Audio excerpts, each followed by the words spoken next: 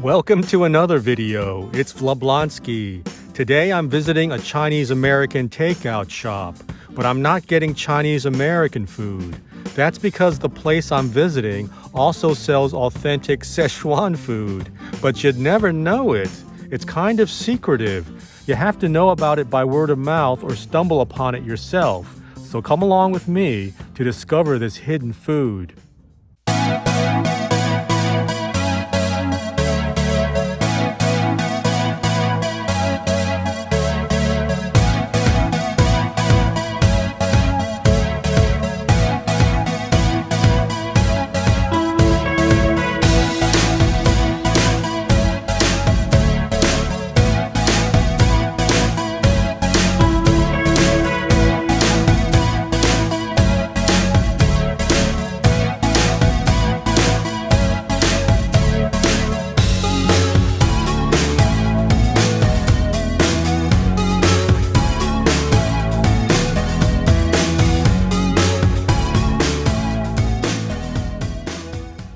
Okay, I got food from Ming's Chinese restaurant, and despite being called a restaurant, really it's a Chinese takeout spot.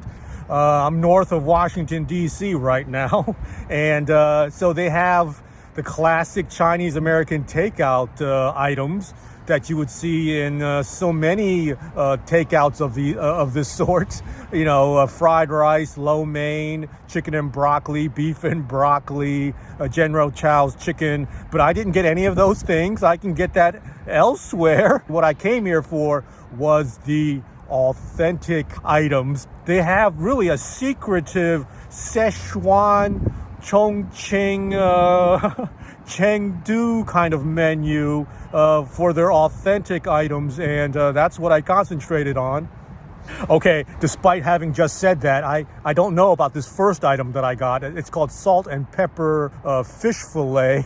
I don't know if that's Sichuan in origin or Chongqing or from Chengdu or any of those places, but it is something you don't see on Chinese American takeout menus. And it has pieces of garlic, fried shallots or onions, and jalapenos kind of interspersed on the surface. Let me stab a piece. Oh, this first piece has some garlic and jalapenos on it.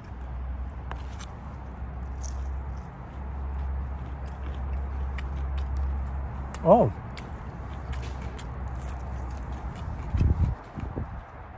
Wow. Those are big, meaty chunks of fish fillet. I'm going to guess swai. It's a flaky, white-fleshed fish that's very popular in Chinese restaurants. It's not tilapia. I can taste it. And, when you bite it with the jalapenos, it has a nice snap and a kick to it. Now, in terms of the salt and pepper flavor, most of the salt is contained in those bits and pieces of garlic and jalapenos and scallions. Let me go to this corner of the box that has all of the diced up jalapenos and the garlic. There might be some ginger and there's some scallions in here. Let me just kind of redistribute them and kind of sprinkle them back on top of the fish fillets. And let me see if I can poke a piece and get some of the toppings on here.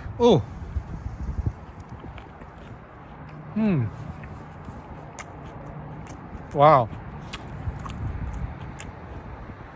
Sometimes when you get takeout items that are fried, they can suffer a little bit and not be as crispy, but these fish fillets are crispy. Wow. They did a great job frying them up. You kind of have to get the toppings with the fish.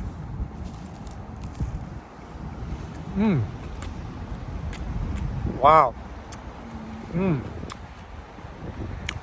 This is good. Okay, on my next item, the Chongqing chicken.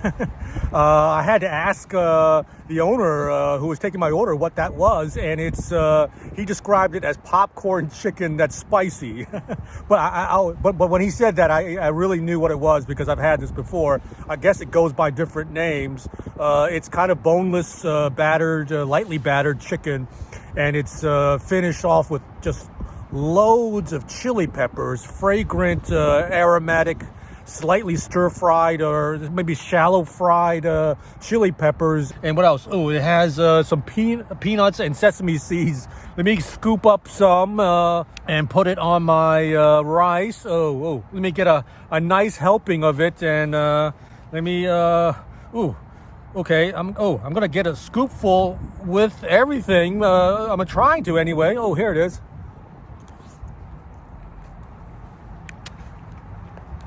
Wow.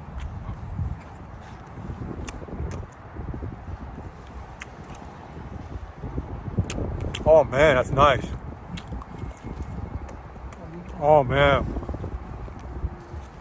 Those chicken pieces, lightly battered, lightly fried, are really crispy. And there's a generous amount of Sichuan peppercorns too, kind of intermingled with the meat and the chili peppers. I can feel the heat of the chili peppers and the numbing sensation and the fragrance of those Sichuan peppercorns. Wow. It's really flavorful and really crispy. I would say this is a really authentic, very authentic iteration of this dish. Wow, this is good.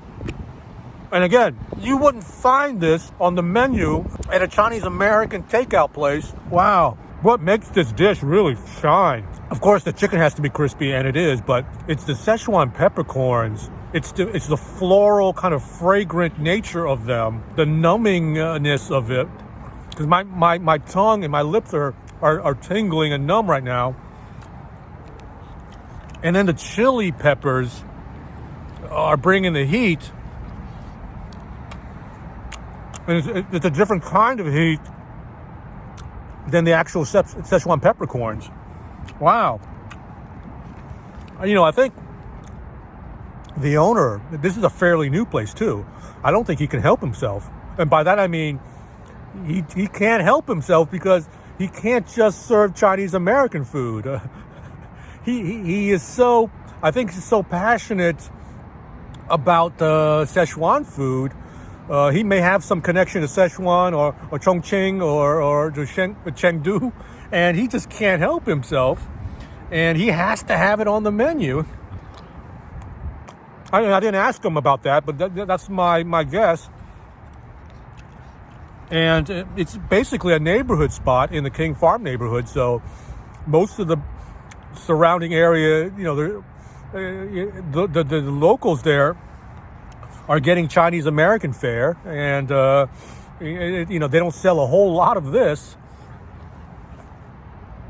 The Sichuan items, I mean. Okay, after deliberating with the owner when he was taking my order and talking over some of the options, I decided to get the cumin lamb. We were talking about the cumin lamb and the cumin beef, but we agreed that the cumin lamb was more traditional, and it has this cumin lamb, bell peppers, kind of bits of Chinese celery, some cilantro. The lamb is kind of lathered and treated with some sort of spicy sauce. It has chili flakes all over it. Oh, here it is, the lamb.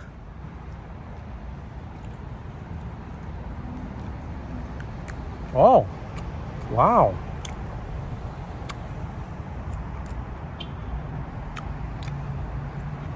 Wow. That's good lamb. Wow. The chili flavor is more prominent. Maybe it's a 60-40 proposition. So the cumin is kind of on that second tier underneath the chili flavor.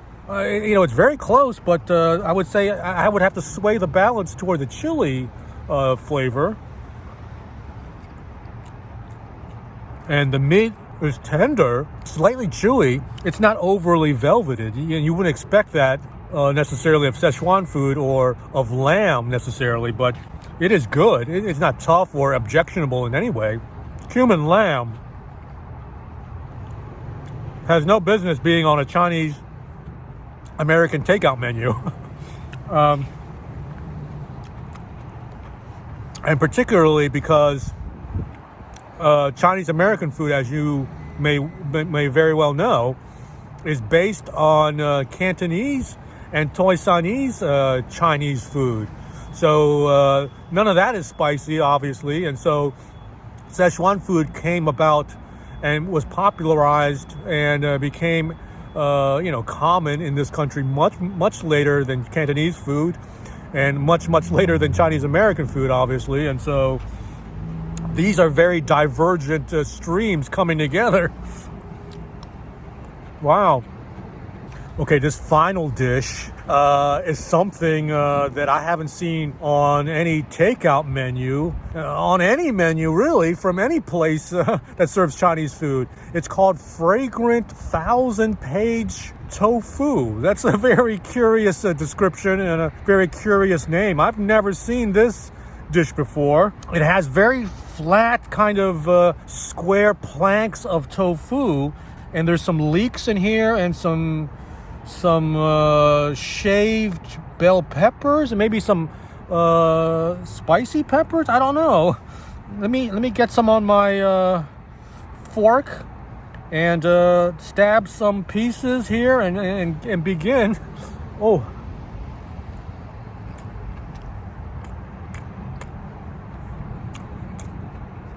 that, my friends, is delicious. Wow.